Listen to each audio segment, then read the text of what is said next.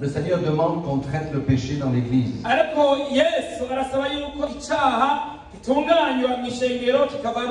Et le Seigneur m'a dit, prêche sur 1 Corinthiens, chapitre 5. Je vais le faire assez rapidement.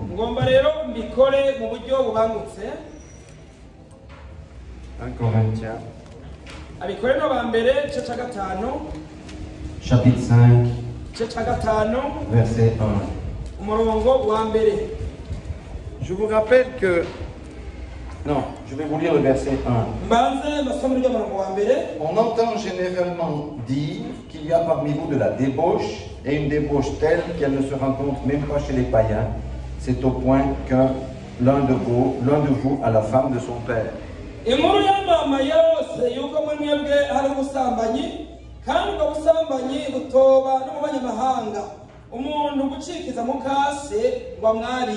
Amen. Ça, ce sont les impuretés sexuelles dans l'église.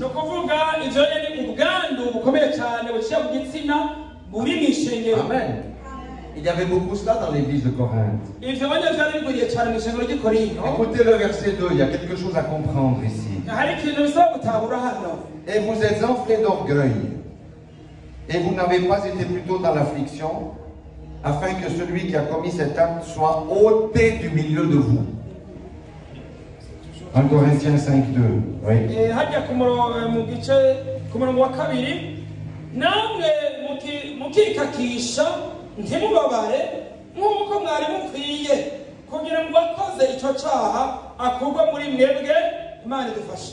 Amen.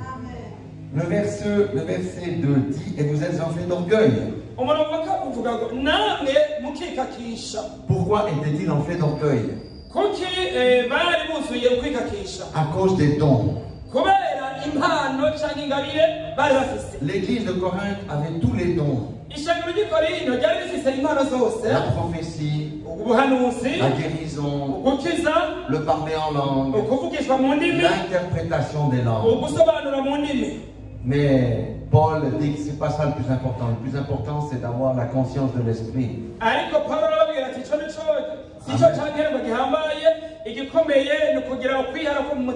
Et le reproche qu'il leur fait au verset 2, c'est parce que leur conscience était devenue insensible. Amen. On ne reconnaît pas une personne à ses dons mais à ses fruits.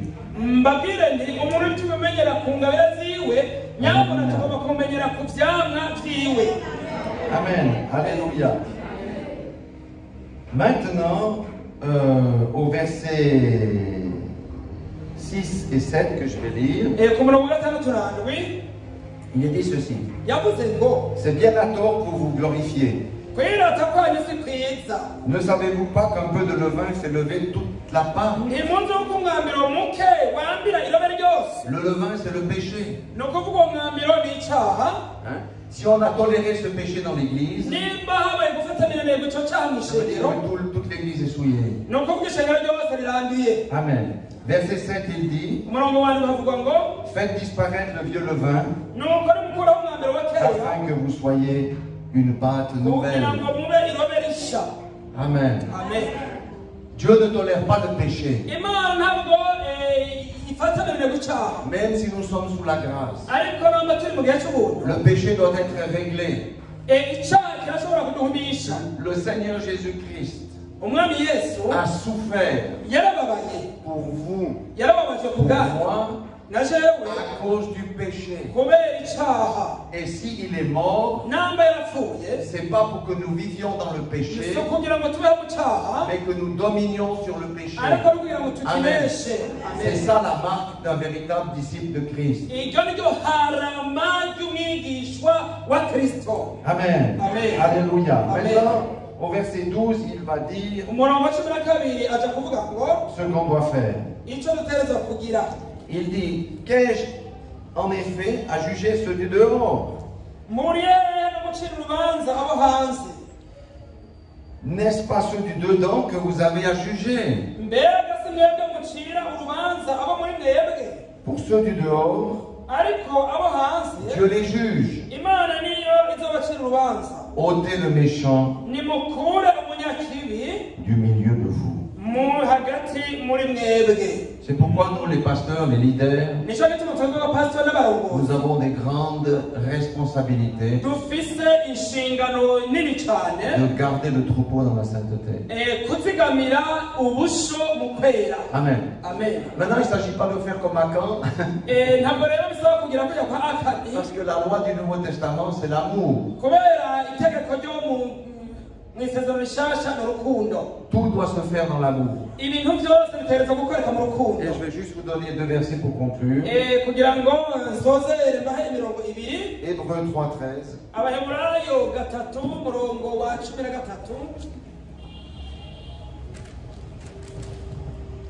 Et ça, c'est pour les leaders, bien sûr, mais aussi pour les frères et les sœurs.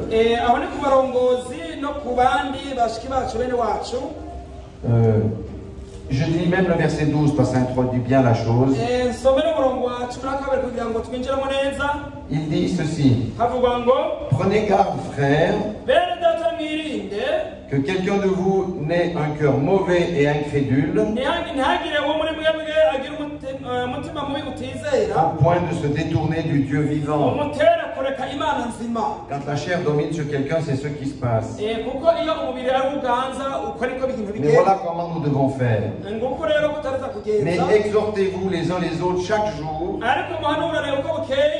aussi longtemps qu'on peut dire, aujourd'hui. Oui. Afin qu'aucun de vous ne s'endurcisse par la séduction du péché. Amen. Ça veut dire que si je vois un frère ou une sœur, si je vois un frère ou une sœur dans une mauvaise voie, je vais aller lui parler pour toucher sa conscience, pour que la personne se repente et marche à nouveau dans la sanctification. Voyez, le verset 14 nous dit ici ceci: car nous sommes devenus participants de Christ, pourvu que nous retenions fermement jusqu'à la fin l'assurance que nous avions au commencement.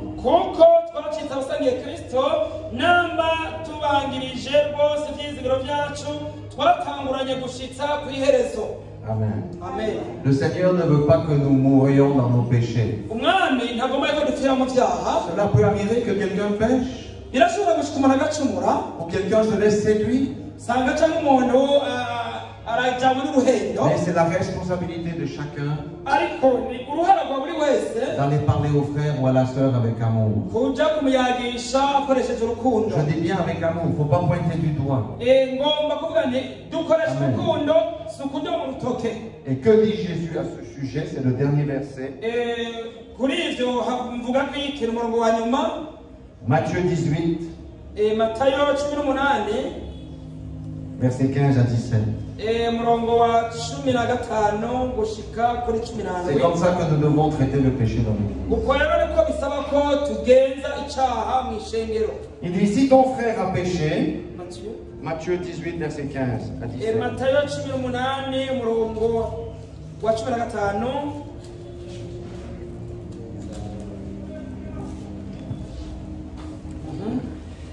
Si ton frère a péché,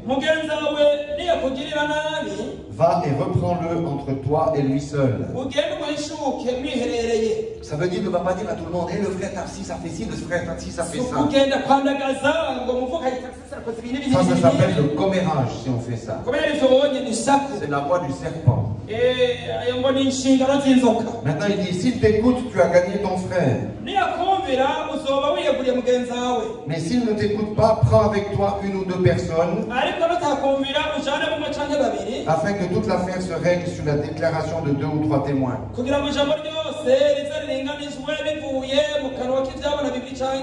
voyez l'amour de Dieu pour le pécheur, parce qu'il aimerait qu'il se repente. Maintenant, verset 17, s'il refuse de les écouter, dis-le à l'église.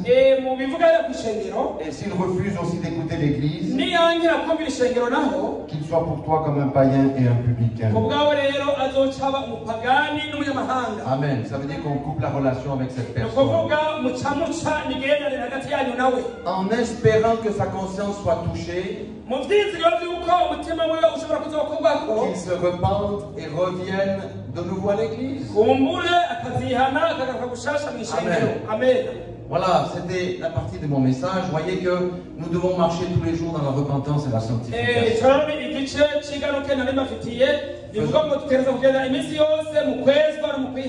Si tout le monde le fait, les églises retrouveront la puissance de la première église.